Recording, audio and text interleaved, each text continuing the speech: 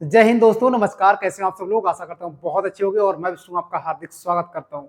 दोस्तों, आज हम देखने वाले इंडियन ज्योग्राफी के सम्मिलित प्रश्न जो अक्सर हमारे एग्जाम में पूछे जाते हैं, उनका एक श्रृंखला है। 100 से प्लस क्वेश्चन करने वाले हैं। इस प्रकार से मैंने इसको डिजाइन किया है ताकि जो भी एग्जाम की आप तैयारी कर रहे हैं, जो भी आप एक बार इसको देखिएगा तो आपको जरूर मजा आएगा। और ये पीडीएफ भी आपको मिल जाएगा, टेलीग्राम चैनल पर मिल जाएगा। जीएसवाई विष्णु सर और 100 ऐसे प्रश्न जानेंगे जो आप कहोगे बिल्कुल सर यही से प्रश्न आते हैं। मजा आ जाएगा, एकदम बिंदास तरीके से जानेंगे। सिंपल से प्रश्न है, इन्हीं से हम बहुत सारे प्रश्नों की श्रृंखला याद कर पाएंगे। कैसे, देखते हैं एक करके। पहला प्रश्न हमारा, भारत में कितने राज्य समुद्र के तटरेखा या समुद्र तटरेखा में हैं? अगर ये प्रश्न आएगा तो आपका आंसर होगा 9। आपका आंसर क्या होगा? 9। 9 कौन से राज्य हैं? तो आपको पता है दोस्तों, ये पड़ता है गुजरात। ये राज्य कौन सा पड़ता है? गुजरात। यहाँ पर पड़ता है आपका महाराष्ट्र। क्या है दोस्तों? महाराष्ट्र। उसके बाद छोटा सा गोवा पड़ता है, सबसे छोटा राज्य गोवा है। फिर उसके गोवा के नीचे पड़ता है दोस्तों कर्नाटक। कर्नाटक के नीचे पड़ता है ये केरल। कौन सा पड़ता है? केरल। उसके बाद ये पड़ता है तमिलनाडु। क्या है हमारा? तमिलनाडु। तमिलनाडु के बाद ये वाला पड़ता है आंध्र प्रदेश। आंध्र प्रदेश के बाद ये पड़ता है हमारा उड़ीसा। उड़ीसा के बाद ही पड़ता है पश्चिम बंगाल। क्या पड़ता है? पश्चिम बंगाल। अब आप देख पा रहे हो यही 9 राज्य हैं तो जो तटरेखा बनाते हैं, याद रखें कितने राज्य? 9 राज्य तटरेखा बनाते हैं। 1 2 3 4 5 6 7 8 9। सबसे बड़ी तटरेखा कौन सा बनाता है? तो आप याद रखेंगे गुजरात है।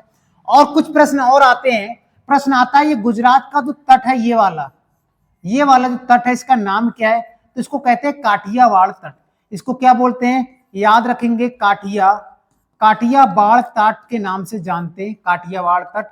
उसके बाद ये महाराष्ट्र वाला, ये वाला जो तट है गोवा तक, ये वाला, इसको क्या बोलते हैं? इसको बोलते हैं कोक्कड़ तट। क्या बोलते हैं? कोक्कड़ तट। तो प्रश्न आएगा महाराष्ट्र में कौन सा तट है? तो आप कहेंगे कोक्कड़ तट है। कौन सा? कोक्कड़ तट है। उसके बाद गोवा से और कर्नाटक में न्यू मैंगलोर तक, कर्नाटक में ये वाला जो तट है, इसका क्या नाम है? इसका नाम है कन्नड़ या कनारा तट। कनारा भी बोलते हैं या कन्नड़ भी बोलते हैं, याद रखेंगे इसको, ठीक है। कन्नड़ या कनारा तट, फिर से लिख देते हैं, कन्नड़ या कनारा तट, ठीक है। किसको बोलते हैं? ये गोवा से कर्नाटक के बीच में।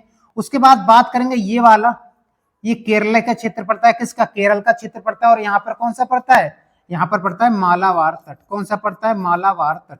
तो प्रश्न आएगा केरल में कौन सा तट है? तो आप कहेंगे सर मालाबार तट है, ठीक है। उसके बाद आपसे एग्जाम में प्रश्न आएगा कि ये जो कर्नाटक वाला तट है, ये वाला, इसको क्या कहते हैं? ये वाला, तो इसको कहते हैं कोरोमंडल तट। क्या बोलते हैं इसको? इसको बोलते हैं कोरोमंडल तट। उसके बाद ये वाला जो तट है आपका आंध्र प्रदेश वाला, ये वाला, इसको क्या कहते हैं? तो इसको बोलते हैं उत्तरी सरकार तट। क्या बोलते हैं? उत्तरी सरकार तट बोलते हैं, याद रखेंगे, उत्तरी सरकार तट। तो ये भी ऐसे भी प्रश्न पूछे जाते हैं। सबसे छोटी तटरेखा कौन सा राज्य बनाता है? तो आप याद रखेंगे गोवा बनाता है। कौन सी बनाता है? गोवा बनाता है। ये भी आपको याद रखना है। और याद रखेंगे जो 8 राज्य हैं, प्रश्न आएगा कि भारत के 8 राज्यों से कर्क रेखा होकर गुजरती है। आपको पता है कितने राज्य? 8 राज्यों से होकर कर्क रेखा गुजरती है। ट्रिक का नाम क्या है? ट्रिक याद रखेंगे, गुराम छपझा मित्र। अगर ये याद हो जाएगा कि गुराम छपझा मित्र, तो आपको भारत के वो 8 राज्य याद हो जाएंगे जहां से कर्क रेखा होकर गुजरती है। कैसे? गु से गुजरात, रा से राजस्थान, मा से मध्य प्रदेश, छा से छत्तीसगढ़, पा से पश्चिम बंगाल, झा से झारखंड, मा से मिजोरम, त्रा से त्रिपुरा। यही 8 राज्यों से होकर गुजरती है। ये प्रश्न आपको याद रखने हैं। तो इतने सारे प्रश्न हमको यहाँ से याद रखने हैं। उसके बाद नेक्स्ट बढ़ते हैं, यानी एक प्रश्न से हम 10 से 15 प्रश्न याद करने की कोशिश करते हैं। उसके बाद नेक्स्ट बढ़ते हैं। प्रश्न है कि भारत की अवस्थिति कहाँ है? भारत की अवस्थिति कहाँ है? अगर हम बात करें भारत की अवस्थिति, अगर हम ग्लोब बनाए, भारत की अवस्थिति में ग्लोब बनाए, तो भारत कहाँ पर है? ये हमने भूमध्य रेखा कर दी, ये हमने खींच दी कर्क रेखा। तो भारत कहाँ पर है? याद रखेंगे। तो प्रश्न आएगा भारत कहाँ है? तो भारत ये है, भारत का ये वाला बिंदु है। अगर पूरा भारत यहाँ पर बनाए तो इस प्रकार से होगा, ठीक है। ये है हमारा भारत। तो भारत कहाँ है? लगभग भारत के बीचों बीच से कर्क रेखा होकर गुजरती है। यही हमारी कर्क रेखा है, 23.5 डिग्री नॉर्थ अक्षांश, हाँ या ना। और हमने 0 डिग्री से जब अलग किया दोस्तों, तो ये वाला ऊपरी वाला भाग, यानी ये जो भाग है, ये वाला, ये उत्तरी गोलार्ध कहलाया। और ये वाला जो भाग है इसे दक्षिणी गोलार्ध कहते हैं। हाँ या ना, इसे दक्षिणी गोलार्ध कहते हैं। इसकी जो डिटेल वाली वीडियो से मैंने बहुत विस्तार से बताया है, केवल क्वेश्चन के माध्यम से जो प्रश्न हमारे एग्जाम में आते हैं सिर्फ उन्हीं पे चर्चा करेंगे।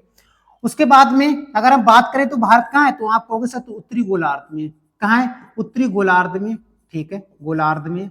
अगर हम दूसरा एक ग्लोब बनाए, ये वाला ग्लोब बना दें, हम यहाँ से 0 डिग्री देशांतर रेखा को खींच दें और भारत हमारा यहाँ पर है, तो हम ये भी तो कह सकते हैं भारत पूर्वी गोलार्ध में है।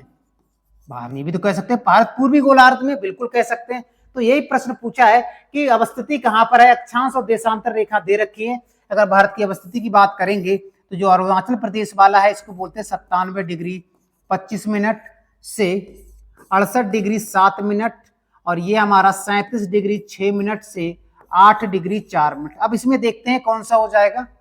8 डिग्री 4 मिनट उत्तर से 37 डिग्री 6 मिनट उत्तर तक, उत्तर उत्तर ये वाला ऑप्शन नंबर सी सही हो जाएगा। दोनों जगह देखो उत्तर लिखा हुआ है, उत्तर का मतलब हमारा देश उत्तरी गोलार्ध में है, और देशांतर में देखेंगे तो भारत पूर्वी में है, पूरब में, दोनों जगह पूरब लिखा हुआ है। ये चीज आपको याद रखनी है। अगर ये कभी प्रश्न आएगा कि आप बताओ भारत की पूरब से पश्चिम लंबाई कितनी है, भारत से पूरब से पश्चिम लंबाई कितनी है, तो याद रखेंगे 2933 किलोमीटर है।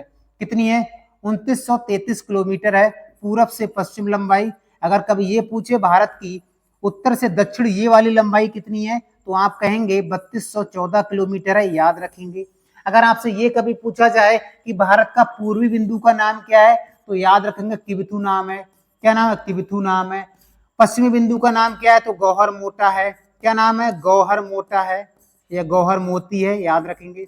उत्तरी बिंदु का नाम याद रखेंगे इंदिरा कोल है, और दक्षिणी बिंदु का नाम रखेंगे, यहाँ पर अंडमान निकोबार में पड़ता है, जिसे बोलते हैं इंदिरा पॉइंट या पिग्मेलियन पॉइंट या पार्सन इकाई। इतने प्रश्न हमको यहाँ से याद रखने हैं। आगे बढ़ते हैं, इसका ऑप्शन नंबर हो जाएगा सी वाला। प्रश्न आएगा भारत में सबसे ऊंची पर्वत चोटी कौन सी है। अगर हम मैप बना ले इंडिया का, अगर हम मैप बना के देखें इंडिया का, ठीक है, ठीक है, सबसे पहले बात करेंगे इंडिया के मैप में, तो केटू एक चोटी पड़ती है जो पीओके के क्षेत्र में पड़ती है। यहाँ पर पड़ती है कौन सी, केटू, जो भारत की सबसे ऊंची चोटी है केटू। लेकिन वर्तमान में हमारे पास में ये क्षेत्र नहीं है, क्योंकि ये वाला जो भाग है दोस्तों, ये वाला ये पीओके का क्षेत्र पड़ता है, यहीं पर पड़ती है केटू। और केटू ट्रांस हिमालय की चोटी है। किसकी है, ट्रांस हिमालय की चोटी है केटू, याद रखेंगे। और हम बोल सकते हैं काराकोरम रेंज पर पड़ती है। कहाँ पड़ती है, काराकोरम श्रेणी। मैंने जब आपको पढ़ाई थी तो मैंने कहा था कि काराकोरम श्रेणी की सबसे ऊंची चोटी का नाम है केटू, और यही भारत की सबसे ऊंची चोटी का नाम है केटू, ठीक है, जिसे गॉडविन आस्टिन के नाम से भी जानते हैं। किस नाम से जानते हैं, गॉडविन आस्टिन के भी नाम से जानते हैं।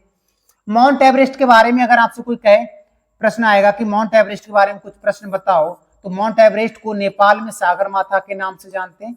नेपाल में किस नाम से जानते हैं, तो याद रखेंगे सागर माथा के नाम से जानते हैं। प्रश्न आएगा तिब्बत में इसको किस नाम से जानते हैं, तो तिब्बत में इसको चोमू लगमा के नाम से जानते हैं।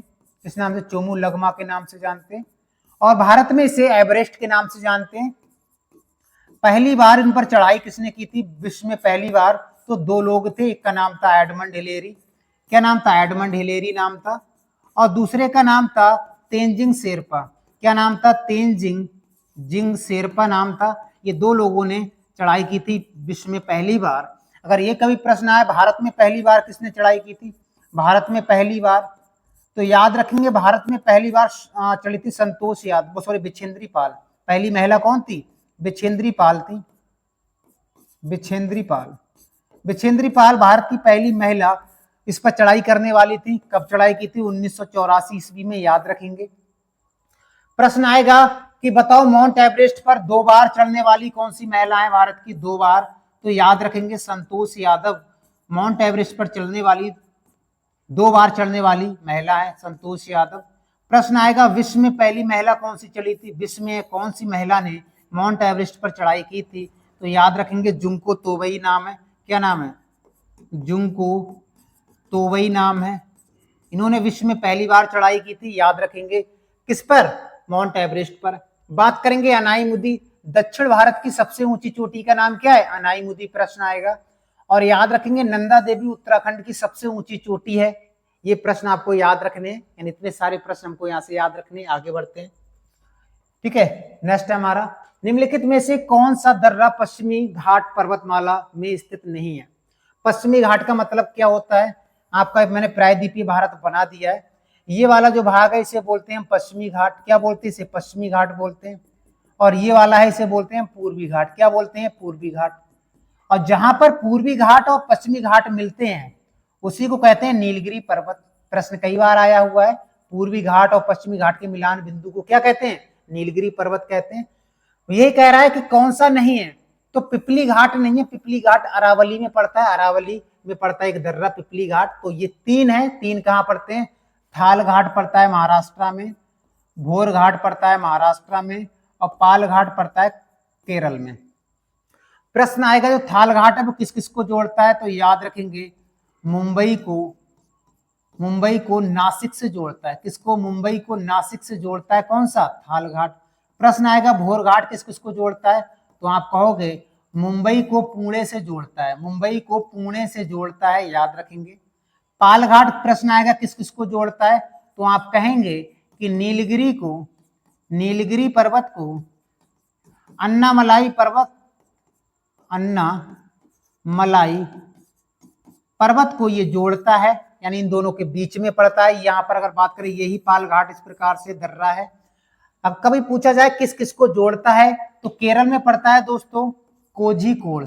केरल में क्या पड़ता है? कोझीकोड को कोयम्बटूर से जोड़ता है। कर्नाटक में एक शहर है इसका नाम है कोयम्बटूर, और यही कोयम्बटूर में याद रखेंगे गन्ना प्रजनन केंद्र भी स्थित है। प्रजनन केंद्र भी स्थित है, ये भी प्रश्न आपको याद रखना है। तो इतने फैक्ट हमको यहाँ से याद रखने। और दर्रों के अगर नाम आपको याद है, जैसे आपसे पूछा जाए वाड़ा लाचा दर्रा कहाँ है? दूसरा सिपकीला दर्रा कहाँ पर है? सिपकीला दर्रा कहाँ है? या तीसरा है रोहतांग दर्रा कहाँ है? रोहतांग दर्रा कहाँ है? तो याद रखेंगे तीनों दर्रे हिमाचल प्रदेश में पड़ते हैं, याद रखेंगे। उसके बाद आपसे पूछा जाएगा नीतीला दर्रा कहाँ है? कौन सा? नीतीला दर्रा, माना दर्रा और लिपुलेख दर्रा। कौन सा? लिपुलेख दर्रा। तो ये तीनों दर्रे उत्तराखंड में पड़ते हैं। कहाँ पड़ते हैं? उत्तराखंड में, याद रखेंगे। आपसे पूछा जाए बताओ नाथुला दर्रा किस राज्य में है और जेलेपला दर्रा किस राज्य में है, तो आपका क्या आंसर होगा? तो आपका आंसर होगा सिक्किम राज्य में पड़ते हैं। कहाँ पड़ते हैं? सिक्किम राज्य में पड़ते हैं। आपसे प्रश्न पूछा जाएगा कि बताओ बोमडिला दर्रा कहाँ है? कौन सा? बोमडिला दर्रा। पूछा जाए यांगयाप दर्रा कहाँ है, या पूछा जाए दीफू दर्रा कहाँ है, तो आप कहोगे ये तीनों दर्रे अरुणाचल प्रदेश में पड़ते हैं। कहाँ पड़ते हैं? अरुणाचल प्रदेश में पड़ते हैं, याद रखेंगे। अगर आपसे पूछा जाए बताओ जोजिला दर्रा कहाँ है? कौन सा? जोजिला दर्रा कहाँ है? बनिहाल दर्रा कहाँ है? कौन सा? बनिहाल दर्रा कहाँ है? तो ये दर्रे कहाँ पर पड़ते हैं? तो याद रखेंगे ये जम्मू एंड कश्मीर के प्रसिद्ध दर्रे हैं। तो इतने दर्रों के बारे में हमको याद होना है। आगे बढ़ते हैं। नेक्स्ट प्रश्न हमारा, तिब्बत में बहने वाली नदी सांगपो निम्नलिखित में से किससे होकर भारत में प्रवेश करती है? अगर हम मैप बनाए इंडिया का तो देखते हैं कहां से नदी निकलती है और कहां ब्रह्मपुत्र नदी जाती है। यही पूछ रहा है कहां से बहती है और कहां जाती है। ठीक है, चलिए कहां कहां बहती है और कहां कहां जाती है देखते हैं एक एक करके। ठीक है, ये हमने भारत का मैप बना दिया जहां से ब्रह्मपुत्र नदी निकलती है या बहती है। एक एक करके देखते हैं क्या क्या प्रश्न पूछे जाते हैं। तिब्बत है यहीं पर, और तिब्बत के पास है कैलाश पर्वत, और कैलाश पर्वत के पास में पड़ती है मानसरोवर झील। मानसरोवर झील तिब्बत कैलाश पर्वत से यहाँ से एक नदी निकलती है इस प्रकार से। कलर चेंज कर लेते हैं। यहाँ से एक नदी निकलती है इस प्रकार से जिसका नाम है ब्रह्मपुत्रा नदी। लेकिन ये ब्रह्मपुत्रा नदी तिब्बत में सांगपो के नाम से जानी जाती है। और यहाँ पर एक पर्वत है, इससे कहते हैं नामचा बरवा। नामचा बरवा पर्वत से ये नदी भारत में मुड़ जाती है, और भारत में राज्य कौन सा? अरुणाचल प्रदेश में प्रवेश करती है। अरुणाचल प्रदेश में प्रवेश करने के बाद, असम में प्रवेश करने के बाद सीधे बांग्लादेश में चली जाती है। तो इसे यहाँ पर सांगपो के नाम से जानते हैं। कहाँ पर? यारलुंग सांगपो पूरा नाम है, तिब्बत में जानते हैं। और जैसे ये अरुणाचल प्रदेश में प्रवेश करती है तो इसे दिहांग के नाम से जानते हैं, दिहांग के नाम से जानते हैं। और जैसे ये ब्रह्मपुत्र नदी असम में प्रवेश करती है तो इसको ब्रह्मपुत्र नदी के नाम से जानते हैं असम में। और बांग्लादेश में प्रवेश करती है तो इसे जमुना के नाम से जानते हैं। किसे? ब्रह्मपुत्र नदी को। ब्रह्मपुत्र नदी के किनारे गुवाहाटी शहर बसा हुआ है। कौन सा है? गुवाहाटी शहर बसा हुआ है। और ब्रह्मपुत्र नदी की कई सारी सहायक नदी है। सबसे बड़ी जो सहायक नदी है वो है बराक, जिसका उद्गम मणिपुर से होता है। इस प्रकार से बराक नदी का उद्गम होता है, याद रखेंगे। तो ये सारे प्रश्न हमको यहाँ से याद रखने हैं। तो ऑप्शन नंबर कौन सा से हो जाएगा, अरुणाचल प्रदेश से। सिक्किम में एक प्रसिद्ध नदी है जिसको बोलते हैं तीस्ता। क्या नाम है, तीस्ता। इसे सिक्किम की लाइफलाइन कहा जाता है, याद रखेंगे। और मणिपुर की प्रसिद्ध नदी है जिसका नाम है बराक। कौन सा नाम है, बराक। और मणिपुर की एक झील है जो कई बार एग्जामों में पूछी जाती है, जिसका नाम है लोकटक झील। क्या नाम है, लोकटक झील। पूर्व उत्तर भारत की फ्रेश वाटर लेक है लोकटक झील। तो इसके बारे में इतने फैक्ट हमको याद होने हैं। आगे बढ़ते हैं। नेक्स्ट प्रश्न है, प्रायद्वीपीय भारत की सबसे बड़ी नदी कौन सी है। प्रायद्वीपीय भारत की, प्रायद्वीपीय भारत का मैप बना देते हैं, देखते हैं। देखिए प्रायद्वीपीय भारत में अगर बात करेंगे सबसे बड़ी नदी का नाम बताओ, तो आपका आंसर क्या होगा, तो आप कहेंगे गोदावरी। गोदावरी महाराष्ट्र से निकलने के बाद और बंगाल की खाड़ी में गिर जाती है, गोदावरी, याद रखेंगे। उसके बाद दूसरी सबसे बड़ी नदी है प्रायद्वीपीय भारत की, जिसका नाम है कृष्णा नदी। और ये कृष्णा नदी भी महाराष्ट्र से निकलती है। ये गोदावरी नदी त्र्यंबकेश्वर से निकलती है। कहां से, त्र्यंबकेश्वर से निकलती है। और कृष्णा नदी है ये महाबलेश्वर से निकलती है, महाबलेश्वर से, और बंगाल की खाड़ी में गिर जाती है। और एक और नदी है ये कर्नाटक से निकलती है, जिसको कहते हैं कावेरी नदी। और ये तीसरी सबसे छोटी नदी है प्रायद्वीपीय भारत की, याद रखेंगे।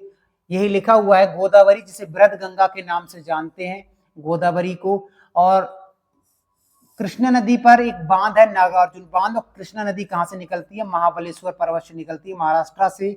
कावेरी नदी कहां से निकलती है, ब्रह्मगिरी से निकलती है, कर्नाटक से। नर्मदा नदी कहां से निकलती है, अमरकंटक मध्य प्रदेश से निकलती है, यानी यहाँ पर मध्य प्रदेश पड़ता है। यहाँ से निकलने के बाद ये खंबात की खाड़ी में गिर जाती है, कौन सी, नर्मदा नदी। और नर्मदा नदी के उत्तर में बात करेंगे तो विंध्याचल पर्वत है। अगर दक्षिण में बात करेंगे तो सतपुड़ा है। इन दोनों के बीच से होकर गुजरती है, इसलिए इसे दरार घाटी नदी, भ्रंश घाटी नदी के भी नाम से जानते हैं।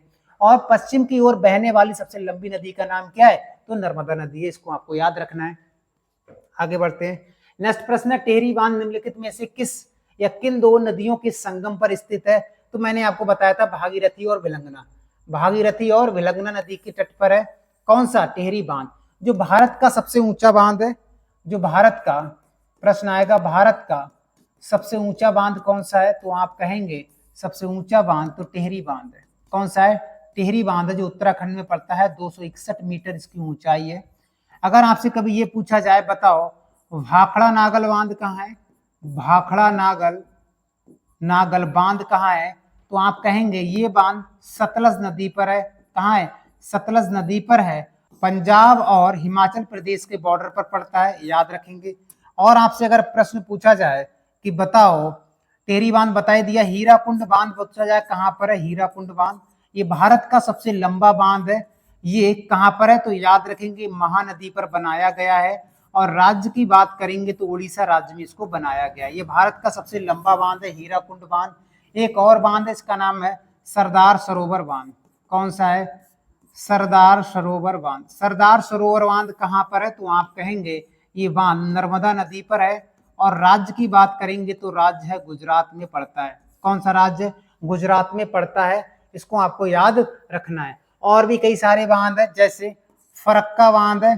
कौन सा, फरक्का बांध है, दोबारा से नोट कर देते हैं। फरक्का बांध है, फरक्का बांध किस नदी पर है, तो आप कहेंगे गंगा नदी पर है। और ये कहां पर है, तो आप कहेंगे वेस्ट बंगाल में। कहां है, वेस्ट बंगाल में। कुछ और बांध है, जैसे चंबल नदी पर कुछ बांध है, इसके नाम आपको याद रखने हैं, जैसे राणा सागर बांध। कौन सा, राणा प्रताप सागर बांध, पूरा नाम ये है, तो याद रखेंगे जवाहर सागर बांध। कौन सा, जवाहर सागर बांध, ये भी कहाँ है, चंबल नदी पर है। और गांधी सागर बांध भी कहाँ है, चंबल नदी पर है। और एक कोटा बैराज भी इस पे बनाया गया है चंबल नदी पर। अगर बात करें दोस्तों बेतवा नदी पर कौन कौन से बांध है, तो बेतवा नदी पर याद रखेंगे माता टीला बांध कहाँ पर है, बेतवा नदी पर है। याद रखेंगे परीक्षा बांध कहाँ है, इस पे बेतवा नदी पर है। राजघाट बांध कहाँ है, तो इसी पर है। और रानी लक्ष्मीबाई बांध कहाँ है, ये भी बेतवा नदी पर है। तो इतने सारे बांध से हमारे एग्जाम में जो प्रश्न आते हैं वो आप देख पाओगे। तो इतने सारे प्रश्न हमको यहाँ से याद रखने। उसके बाद आगे बढ़ते हैं। बात पूछा जाए उमियम झील किस राज्य में स्थित है, तो ये आंसर होगा मेघालय। आपको पता है मेघालय में 3 प्रसिद्ध पहाड़ियां हैं, कौन सी है? गारो, कौन सी? गारो, दूसरा है खासी और तीसरा है जैंतिया। कौन सा है? जैंतिया। आपको पता है खासी के पूर्वी ढलानों पर, खासी के पूर्वी ढलानों पर पाया जाता है मासिम राम।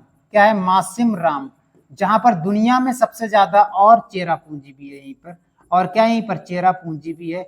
दुनिया में सबसे ज्यादा बारिश कहाँ होती है? तो आप कहेंगे कि मासिर राम में या चेरापूंजी में होती है। ये कहाँ पड़ता है? तो खासी पहाड़ी में पड़ता है। गारो में नोकरेच, गारो की सबसे ऊंची चोटी है नोकरेच, नोकरेक, और यही राष्ट्रीय उद्यान भी है। ये भी आपको याद रखना है, राष्ट्रीय उद्यान भी है नोकरेक, याद रखेंगे। अगर हम बात करें केरल में कौन कौन सी झीलें हैं, तो केरल में याद रखेंगे बिम्बनाड़ झील है। बिम्बनाड़ झील है, ये भारत की सबसे लंबी झील है, भारत की सबसे लंबी झील है। इसकी लंबाई है लगभग 96.5 या 6 किलोमीटर इसकी लंबाई है, बहुत लंबी है। और इसी में नौकायन प्रतियोगिताएं भी होती हैं। क्या होता है इसी में? नौकायन प्रतियोगिताएं भी होती हैं। और नौकायन प्रतियोगिता में जो जीतता है उसको नेहरू ट्रॉफी से सम्मानित किया जाता है, जो भी इसको जीतता है नेहरू ट्रॉफी। और केरल में एक और झील, इसका नाम है कोट्टा। क्या नाम है? कोट्टा। या और एक और नाम है अष्टमुदी। क्या नाम है? अष्टमुदी भी केरल की प्रसिद्ध झील है। मणिपुर की एक झील है, इसका नाम है लोकटक। मैंने अभी बताया था, लोकटक झील में विश्व का एकमात्र ऐसा पार्क है, इसके बोलते हैं केईबुल। क्या बोलते हैं? केईबुल लामजाओ, केईबुल लामजाओ। ये भारत का नहीं, दुनिया का एकमात्र ऐसा नेशनल पार्क है या ऐसा द्वीप है जो झील के अंदर तैरता रहता है, झील के अंदर तैरता रहता है। और ये नेशनल पार्क भी है और ये बायोडायवर्सिटी के लिए बहुत प्रसिद्ध है। और इसके यहाँ जो लोकल की वनस्पति पाई जाती है, इसमें जो पेड़ पौधे पाए जाते हैं उसको फुमदी कहा जाता है, फुमदी, याद रखना है। बात करें उड़ीसा में, उड़ीसा की एक झील है प्रसिद्ध है, इसका नाम है चिल्का। अगर प्रश्न आएगा कि भारत की सबसे बड़ी खारे पानी की झील या लैगून झील कौन सी है, तो चिल्का हो जाएगा। तो ये प्रश्न हमको इतने सारे याद रखने हैं। उसके बाद आगे बढ़ते हैं। क्षेत्रफल के आधार पर भारत की मिट्टियों का सही क्रम क्या है? सबको पता है, पहले सबसे पहले जलोढ़ मिट्टी। कौन सा है? जलोढ़ मिट्टी। जलोढ़ के बाद है काली मिट्टी, सॉरी लाल है, काली नहीं, लाल है, फिर काली है, फिर लेटेराइट है। अगर हम बात करें जलोढ़ मिट्टी, तो जलोढ़ मिट्टी का जो विस्तार है एक बार मैप पे आपको दर्शा देते हैं ताकि आपको समझ में आ जाए। ठीक है, अच्छे से समझ में आ जाए इस चीज को, एक बार दर्शा देते हैं। ये मैंने मैप बनाया। अगर हम बात करें जलोढ़ मिट्टी की, तो जलोढ़ मिट्टी ये पाई जाती है यहां तक, नदियों द्वारा लाए गए अवसादों से बनती है जलोढ़ मिट्टी। और जलोढ़ मिट्टी जब मैंने कराया था, जहां पर मिट्टियां कराई वहां विस्तार से बताया है। और काली मिट्टी कहाँ पाई जाती है? काली मिट्टी का सर्वाधिक जो विस्तार है वो महाराष्ट्र में है। इस प्रकार से काली मिट्टी है, सबसे ज्यादा महाराष्ट्र में इसका विस्तार है। इसे लावा मिट्टी, कपासी मिट्टी, रेगुर मिट्टी कहते हैं। और इसको अंतरराष्ट्रीय इसका एक नाम है, इसको बोला जाता है चरनोजम। ये भी आपको याद रखना है। बाकी ये जो है यहाँ पर पाई जाती है, ये लाल मिट्टी पाई जाती है। कौन सी पाई जाती है? लाल मिट्टी पाई जाती है। अगर हम बात करें यहाँ पर ये वाली मिट्टी कौन सी पाई जाती है वेस्टर्न घाट पर, तो यहाँ पर पाई जाती है लेटेराइट मिट्टी। ये कौन सी मिट्टी पाई जाती है? लेटेराइट पाई जाती है। अगर हम बात करें यहाँ पर ये वाली कौन सी पाई जाती है ईस्टर्न घाट पर या पूर्वी घाट पर, तो जलोढ़ मिट्टी पाई जाती है, क्योंकि ये नदियों को द्वारा लाए गए अवसाद, और यही पूर्वी घाट पर सबसे ज्यादा नदियां डेल्टा बनाती हैं, इसलिए पूर्वी घाट पर क्या पाया जाता है? जलोढ़ मिट्टी पाई जाती है। ठीक है, उसके बाद लेटेराइट मिट्टी मैंने सबका बता दिया, लोकेशन यही लोकेशन है, सबसे बड़े भूभाग पर ये पाई जाती है, ये आपको याद रखना है। उसके बाद लास्ट प्रश्न है हमारा, राउरकेला इस्पात षड्यंत्र की स्थापना हुई थी, किसके सहयोग से हुई थी? तो ऑप्शन नंबर डी बिल्कुल सही है, जर्मनी के सहयोग से हुई थी। अगर कभी पूछे रूस के सहयोग से हुआ था क्या, तो भिलाई, भिलाई इस्पात कारखाना की स्थापना रूस के सहयोग से हुई है। और यूनाइटेड किंगडम के सहयोग से किसकी हुआ है? तो दुर्गापुर, दुर्गापुर स्टील जो कारखाना है, इस्पात कारखाना है, उसकी स्थापना यूनाइटेड किंगडम के सहयोग से हुई है। और भिलाई रूस के सहयोग से, और राउरकेला जर्मनी के सहयोग से। इतने प्रश्न हमको यहाँ से याद रखने हैं। उसके बाद ये लास्ट प्रश्न था हमारा आज का, और आप बताना कमेंट करके कि कितने सारे फैक्ट हमने यहाँ पर कवर किए, ताकि जो आने वाले प्रश्न हैं लगभग ऐसी प्रकार से प्रश्न हमारे एग्जाम में पूछे जाते हैं। तो वीडियो कैसा लगा कमेंट बॉक्स में जरूर बताना, और ये पीडीएफ आपको मिल जाएगा टेलीग्राम चैनल पर, सर्च करोगे GS वाई विष्णु सर, वहां से ये पीडीएफ मिल जाएगा। मिलते हैं नेक्स्ट वीडियो में, आज के लिए इतना ही। जय हिंद दोस्तों।